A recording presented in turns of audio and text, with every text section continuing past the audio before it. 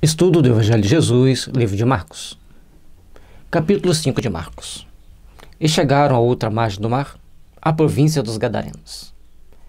Então, o anterior, Jesus estava em pleno mar, vem uma tempestade, começa a inundar o barco, e Jesus ordena que a tempestade se acalma. E tudo fica calmo. Então, agora, navegaram, chegaram à outra margem do mar, na província dos Gadarenos, em Gadara. E saindo ele do barco, lhe saiu logo ao seu encontro dos sepulcros um homem com espírito imundo. E como tinha gente com espírito imundo lá, imagine nos dias de hoje, se Jesus chegasse aqui, no mundo das fake news, quantos espíritos imundos ele teria que educar. E interessante, a primeira coisa que vem, este homem com espírito imundo para encontrar com Jesus, o qual tinha a sua morada nos sepulcros, e nem ainda com cadeias o podia alguém prender. A pessoa tinha tanta força quando estava possessa, que mesmo que amarrassem ele, acorrentassem-no, ele sairia. E não brinque com pessoas possessas, porque eles têm uma força descomunal. E chega para Jesus. Vamos lá. Porque tendo sido muitas vezes presos com grilhões e cadeias, as cadeias foram por ele feitas em pedaços, e os grilhões em migalhas, e ninguém o podia amansar. A força era tão descomunal que ele poderia arrebentar todas as correntes, todos os grilhões que o prendiam. Despedaçava tudo. Tens ideias do que seja isso? A força descomunal desse homem?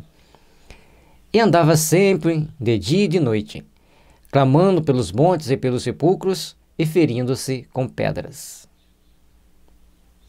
Tem gente que fala assim, doido de pedra, né? Esse feria a si mesmo, não os outros. Esse pobre irmão, além dele não ter toda essa força, provavelmente atacava as pessoas, assustava as pessoas, ainda feria-se a si mesmo e não dormia, que andava dia e noite. E só quando alcançava algum lugar para descansar, era dentro dos sepulcros. E quando viu Jesus ao longe, correu e adorou-o. Olha que interessante. O magnetismo de amor de Jesus era tão grande que essa pessoa possessa, atormentada, sofrida, vem-lhe ao encontro e adora. E clamando com grande voz disse: que tenho eu contigo, Jesus, Filho de Deus Altíssimo?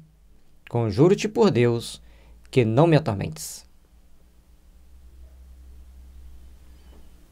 Mas Jesus não tinha falado nada, por que ele está falando daquele jeito? E sabia que Jesus era o Filho do Deus Altíssimo. O magnetismo de Jesus, tão forte, tão intenso, tão doce, tão amorável, envolve aquele irmão, até então atormentado pelo sofrimento, numa atmosfera de paz, de lucidez, de compreensão. Porque ele dizia, sai deste homem espírito imundo. Então, quando Jesus disse para ele sair, ele pede para não ser atormentado. Ele se comprazia naquela situação.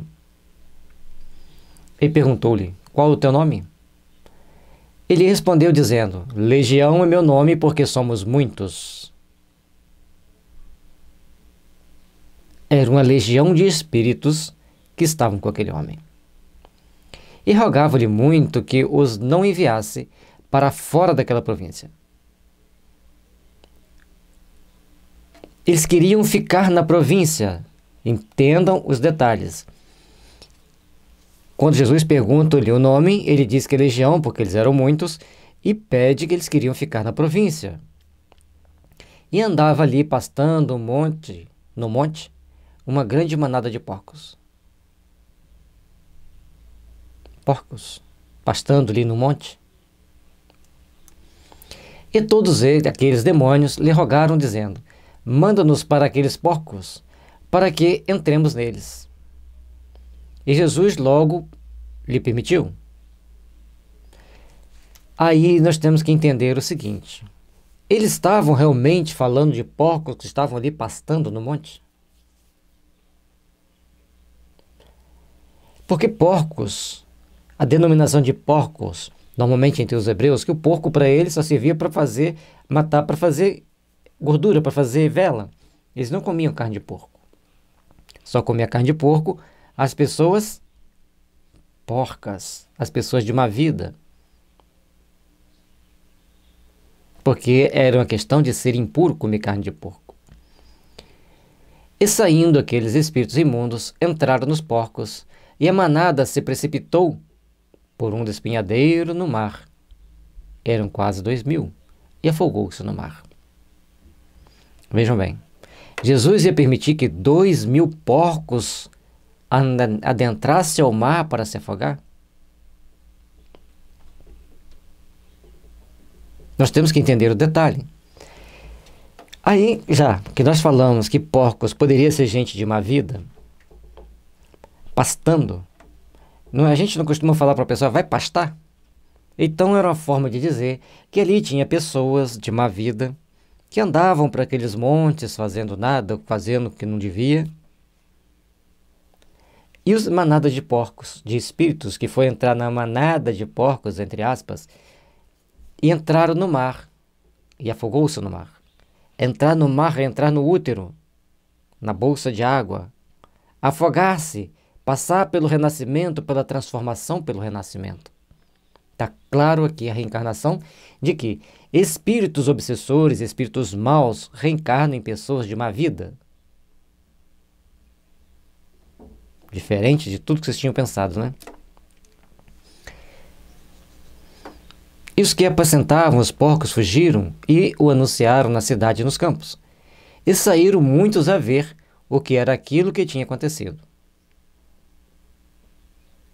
Aí você fala, mas está vendo? Mas foram anunciar. Eles estavam ali espreitando, ouviram Jesus dizer que eles seriam encaminhados para os porcos, que eles iriam se afogar no lago, no mar. E, logicamente, que eles ficaram atentos. Se vai se afogar, quem serão os pais e as mães desses espíritos? Nós não queremos isso. E foram ter com Jesus e viram o endemoniado, o que tivera a legião, assentado, vestido e em perfeito juízo, e temeram. Livre dos obsessores, não é a doutrina espírita que inventou o espírito obsessor, está aqui no Evangelho. Portanto, nós temos que esclarecer os espíritos obsessores para que eles sigam o seu caminho para a reencarnação, para que eles compreendam que eles têm que cair no mar da vida, ou no mar do reinício de uma nova jornada para a vida. E os que aquilo tinham visto, contaram-lhes o que acontecera ao endemoniado acerca dos porcos, e começaram a rogar-lhe que saísse do seu território. Vocês não comiam porco? 2000 porcos, todos estariam vendo eles no mar? Entenderam? Então, que eles saíssem do território. Na hora que eles caíram a ficha que eles iam reencarnar, dentro do processo, eles tinham, então, eles falaram, mas quem será o pai e a mãe deles? Não queremos esse cara aqui?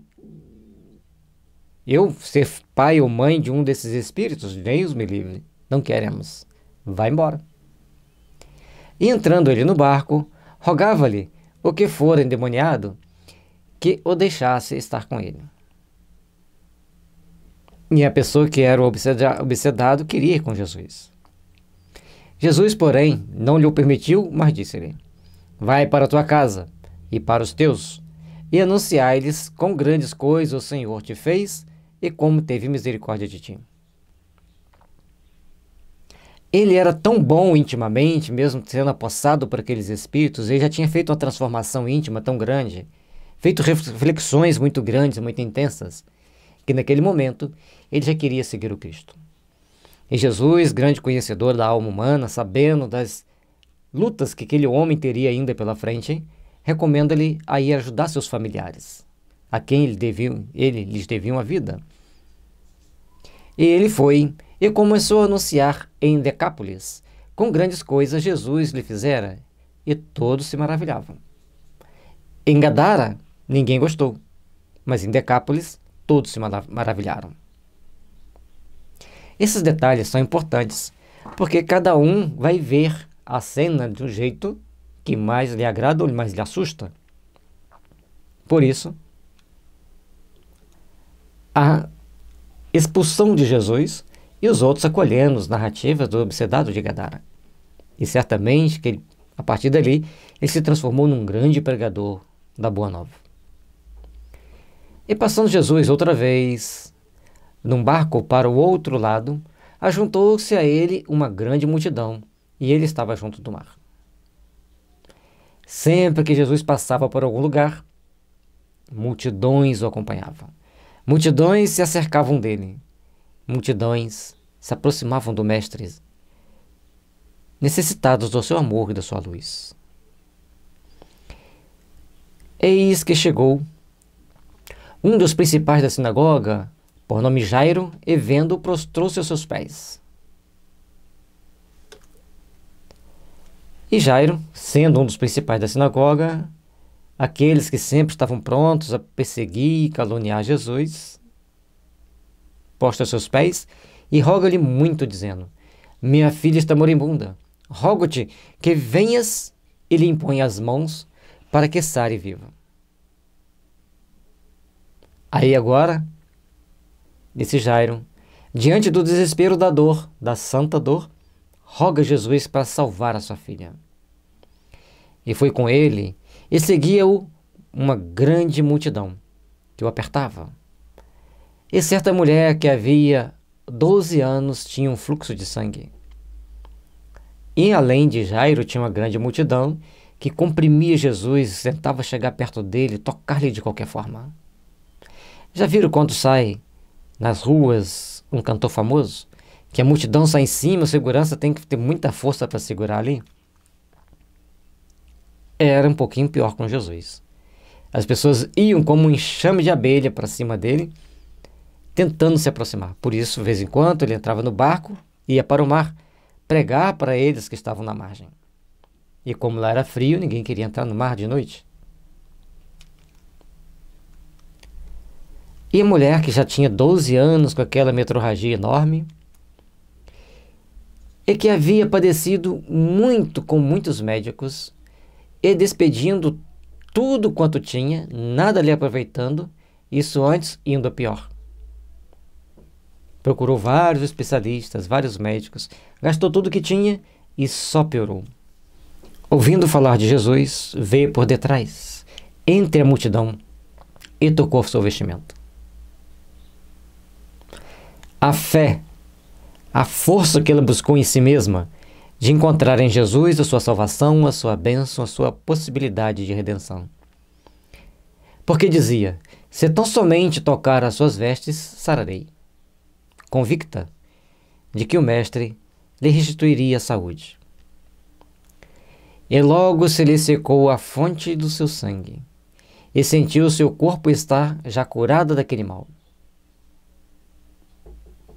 Tocou nele o Mestre, e ficou curada.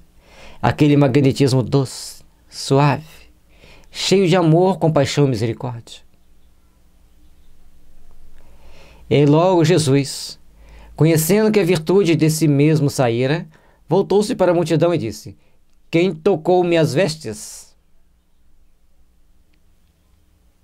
No meio de uma multidão aprisionando, comprimindo. E disseram-lhe os seus discípulos: vês que a multidão te aperta e diz quem me tocou? Tem jeito de saber quem te tocou? Mas a sensibilidade de Jesus era tanta, era tão grandiosa, tão maravilhosa, que ele sentiu sair dele uma virtude. E ele olhava ao redor para ver a que isso fizera. Então a mulher, que sabia o que lhe tinha acontecido, temendo e tremendo, aproximou-se e prostrou-se diante dele e disse-lhe toda a verdade. Temendo e tremendo, ela vai para perto de Jesus, conta a sua história de fé, de luta, de sofrimento, e a coragem de chegar até Jesus, tocar-lhe convicta que ia ser curada. E ele lhe disse: Filha, tua fé te salvou. Vá em paz e ser curada deste teu mal. A tua fé te salvou. Tenhamos fé. Acreditemos em Jesus. Acreditemos na infinidade do amor divino que veio até nós, nos mostrar o caminho da redenção. Nos mostrar o caminho que nos leva a Deus e a desenvolvermos a paz no nosso coração. Estando ele ainda falando, chegaram alguns dos principais da sinagoga, a quem disseram: A tua filha está morta. Para que enfadas mais o mestre? Aí os amigos de Jairo já chegam, dando a cartada final para que ele desistisse de curar a filha de Jairo, ou de Jairo procurar a cura da sua filha ali junto do mestre. Porque curar a filha de algum membro da sinagoga, eles teriam que baixar a cabeça, baixar a cerviz diante do mestre. E Jesus, tendo ouvido essas palavras, disse ao principal da sinagoga: Não temas, crê somente. Não temas, crê somente. E não permitiu que alguém o seguisse, a não ser Pedro e Tiago e João, irmão de Tiago.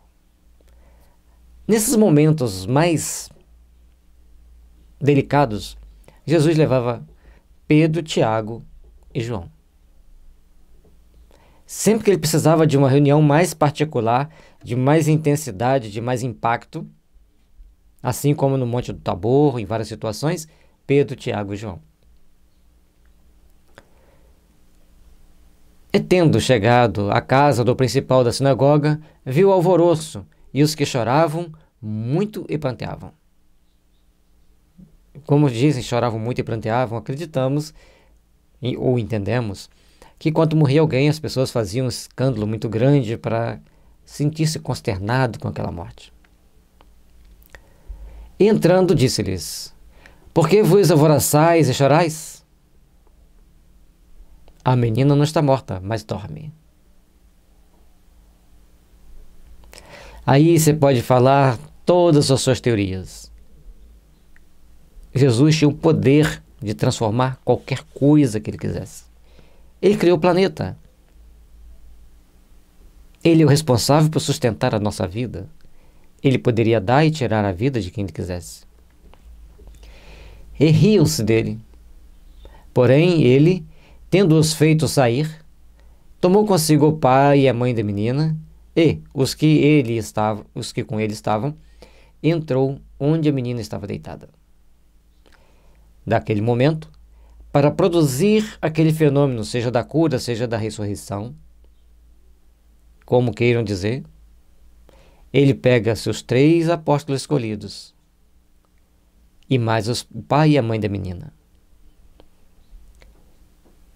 E tomando a mão da menina, disse-lhe: Talita cumi, que traduzindo é: Menina, a ti te digo, levanta-te.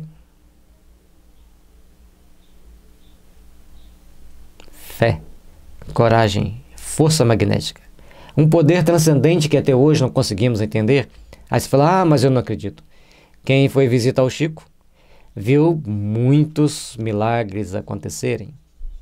E quem foi visitar Satya Sai Baba na Índia também viu muitos milagres acontecerem. Portanto, tudo é possível quando você tem esse poder transformador, que é concedido a algumas pessoas na Terra para ajudarem seus irmãos em sofrimento. E logo a menina se levantou e andava, pois já tinha 12 anos, e assombraram-se com grande espanto. As pessoas sempre duvidam. As pessoas sempre querem acreditar naquilo que elas acreditam ser verdade. As pessoas não tentam acreditar naquilo que transcende, ao seu ponto de vista, aquilo que eles pensam. E Jesus transcendia todas as nossas formas de entendimento. Transformou a menina, revigorou-a e a trouxe de volta à vida. E mandou-lhes expressamente que ninguém o soubesse, e disse que lhe dessem de comer. fala que não era para contar para ninguém que ele tinha ressuscitado aquela menina. Interessante. Normalmente ele mandava contar para todos. Mas ele sabia que ela era muito jovem. E se isso fosse compartilhado com o público, a menina correria risco de vida, até mesmo pelos principais sacerdotes da sinagoga da cidade onde eles estavam. Mandou que ninguém soubesse. E desse de comer a menina. Ela ali tinha acabado de receber o pão do Espírito. E agora precisava de receber o pão que sacia a alma. O pão que eleva-nos para grandes cometimentos espirituais, grandes realizações do Espírito. Essa é a parte principal que todos nós devemos buscar, para desenvolver essa fé e esse magnetismo de amor. Jesus, abençoa-nos, Senhor. Ilumine-nos, para que tenhamos coragem e fé ao longo da nossa jornada.